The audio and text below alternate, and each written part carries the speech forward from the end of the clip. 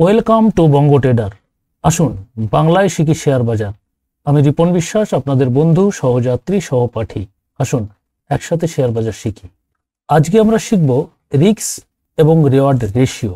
এটাকে মানি ম্যানেজমেন্টও বলা হয়, আবার রিস্ক ম্যানেজমেন্টও বলা হয়। আমরা যদি ট্রেড নেই, সেই ট্রেডের পিছনে যেরকম আমাদের রিস্ক থাকবে, সেরকম আমাদের রিওয়ার্ডও থাকবে। তো এই রিস্ক এবং রিওয়ার্ডকে আমরা কিভাবে ম্যানেজ করব, সেটাই হচ্ছে রিস্ক ম্যানেজমেন্ট বা মানি ম্যানেজমেন্ট। চলুন আমরা এর গভীরে যাই। রিস্ক ম্যানেজমেন্ট আসলে কি? আমরা বেশিরভাগ লোকই ট্রেডিং করতে এই জন্যই আসি, কিছু কিছু ইউটিউবার দেখায় যে তারা প্রচুর টাকা এই ট্রেডিং থেকে কামাচ্ছে। আবার কিছু কিছু ইউটিউবার বিভিন্ন স্ট্র্যাটেজি নিয়ে আসে, এই স্ট্র্যাটেজি ব্যবহার করুন, মাসে 15% কামান, মাসে 30% কামান, এবং তার সাথে দেখা যায় প্রফিটের স্ক্রিনশট। এটা দেখে আমরা লোভী হয়ে পড়ি, যে কাজকর্ম কিছু না করে হঠাৎ করে বড়লোক হওয়ার স্বপ্ন দেখি। ইন্টারডে ট্রেডিং করে রাতারাতি টাটা বিড়লাকে টেক্কা দেওয়ার স্বপ্ন দেখে। আসলে তারা এর আসল বিষয় সম্পর্কে একেবারেই অনভিজ্ঞ। কিছু লোকের প্রফিটের স্ক্রিনশট ও কিছু ইউটিউবারদের দেখানো লোভে আকৃষ্ট হয়ে যখন ইন্টারডে শুরু করে, তখন বাস্তব দর্শন হয়।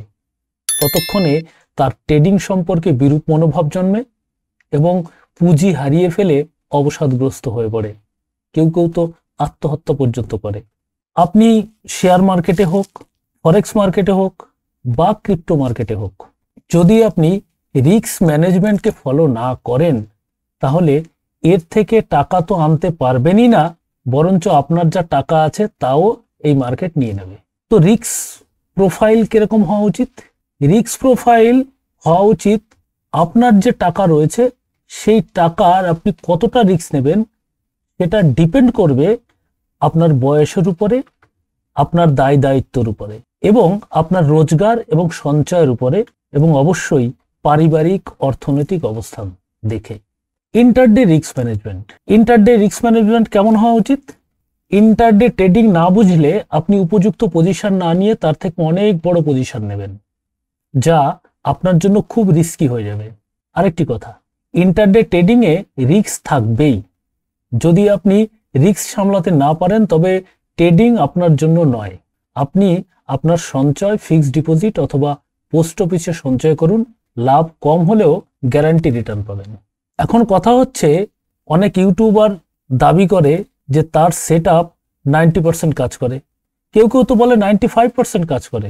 মুদ্রা কথা হচ্ছে, কোনো সেটআপ বা কোনো স্ট্র্যাটেজি এমন নেই যা 70%-এর উপরে কাজ করে।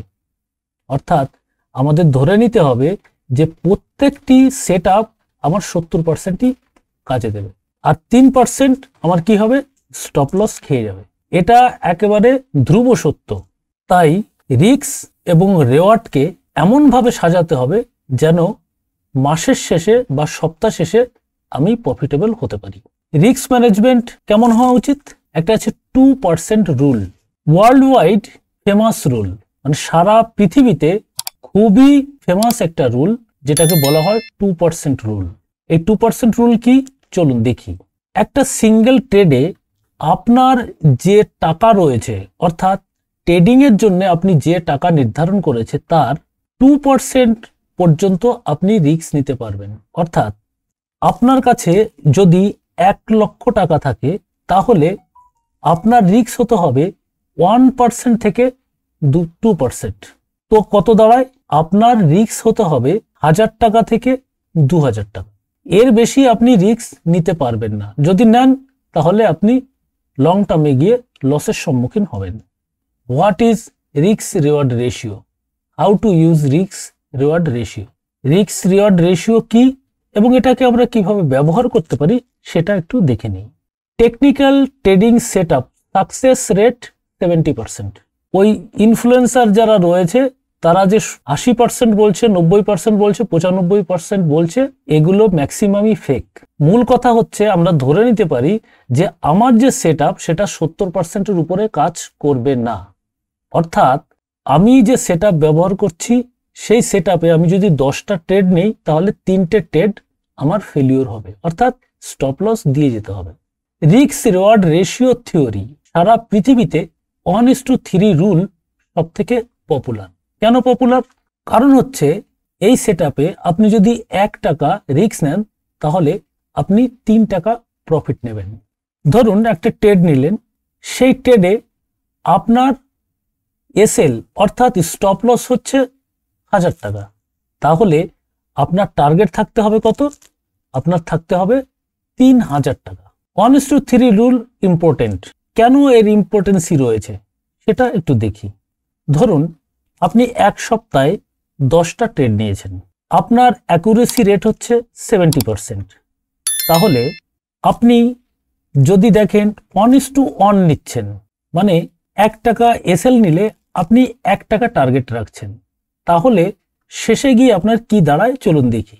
এই যে 10টা ট্রেড নিলেন, তো 10টা ট্রেড নিলে আপনার 3টে ট্রেড ফেলিওর হবে। এবার 3টে ট্রেড যখন আপনার ফেলিওর হচ্ছে, তাহলে এই আরেক 3টে ট্রেড যখন নেবেন, এই 3টে ট্রেডে এর আপনি উসুল করে নিলেন। এরপরে কি রয়েছে? এরপরে রয়েছে ব্রোকারেজ চার্জ এবং রয়েছে গভর্নমেন্ট ট্যাক্স। তার জন্যে আপনার 2টো ট্রেড চলে গেল, কারণ আপনার প্রফিট তো কম হচ্ছে, সেজন্য আপনার 2টো চলে গেল।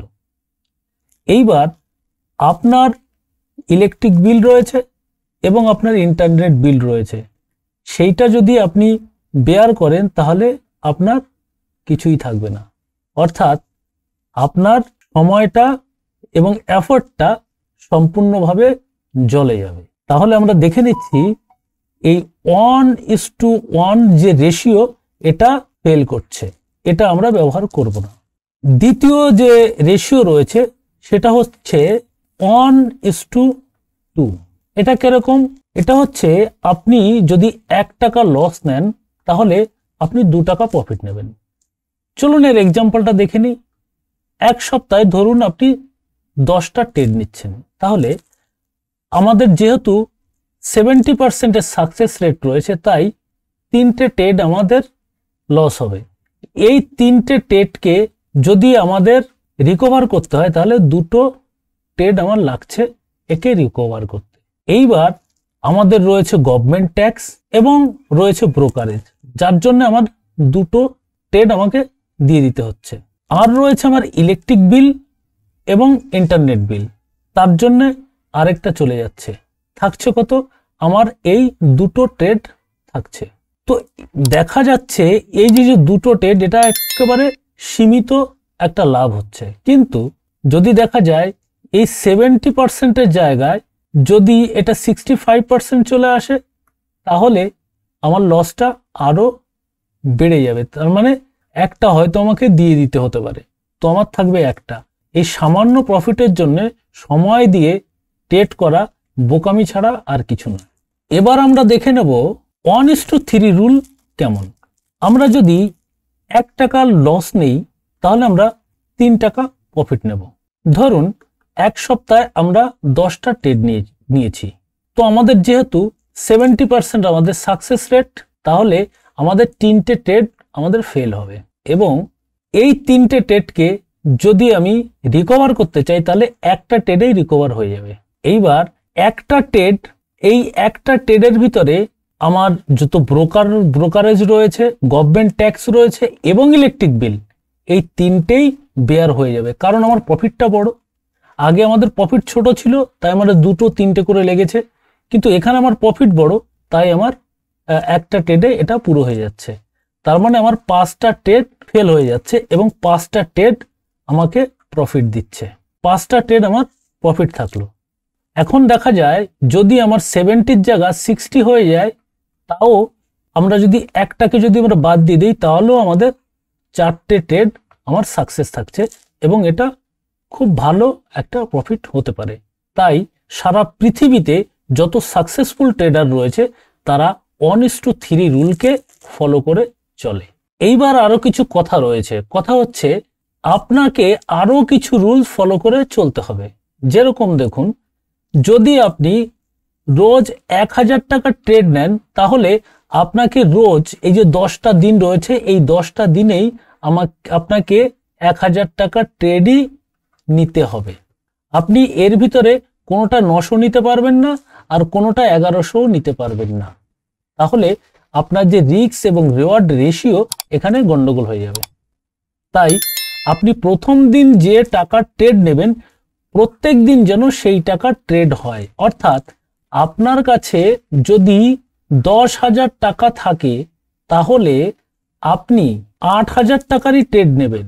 কারণ আপনি দেখে নেবেন যে পরের ট্রেডে যদি আপনার টাকা কমে যায়, তাহলে এখান থেকে আপনি নিয়ে এখানে পুরো করতে পারবেন। কিন্তু আপনার কাছে যদি 10,000 টাকা থাকে এবং 10,000 টাকায় ট্রেড নেন, তাহলে পরের দিন ট্রেড করে ওই টাকা রিকভার আর করতে পারবেন না। তাই সব সময় টাকা কিছু এক্সট্রা রেখে দিতে হবে এবং প্রত্যেক দিন আপনি সমপরিমাণ টাকায় ট্রেড নেবেন। আশা করি ভিডিওটি আপনারা বুঝতে পেরেছেন যে কিভাবে আমাদের রিস্ক এবং রিওয়ার্ড রেশিওকে ফলো করে চলতে হবে এবং কিভাবে আমাদের পজিশনগুলো ফলো করে চলতে হবে। আপনি যদি সিস্টেমেটিকভাবে ট্রেড করতে থাকেন, তাহলে নিশ্চয়ই আপনি সফল হবেন। আর যদি এই সিস্টেমকে যদি ফলো না করেন, তাহলে আপনি সাকসেসফুল হতে পারবেন না। কারণ সাকসেসের মূল মন্ত্র হচ্ছে নিয়মানুবর্তিতা। আপনি যদি নিয়মানুবর্তিতা যদি ফলো না করেন, অর্থাৎ ডিসিপ্লিন ফলো না করেন, তাহলে আপনি ট্রেডিং কেন কোনো কিছুতেই সাকসেস হতে পারবেন না। আশা করি আমি বুঝাতে পেরেছি এবং আপনারাও বুঝেছেন। যদি বুঝে থাকেন এবং ভিডিওটি ভালো লেগে থাকে, তাহলে অবশ্যই একটা লাইক করবেন আর এই ধরনের ভিডিও পেতে চ্যানেলটিকে সাবস্ক্রাইব করে রাখবেন এবং বন্ধুদেরকেও দেখান যারা এখনো লসে রয়েছে, তারা যাতে প্রফিটেবল হতে পারে তার জন্য তাকেও ভিডিওটি দেখান। তাহলে আজ এখানেই বিদায় নিচ্ছি। ভিডিওটি দেখার জন্য ধন্যবাদ। নমস্কার।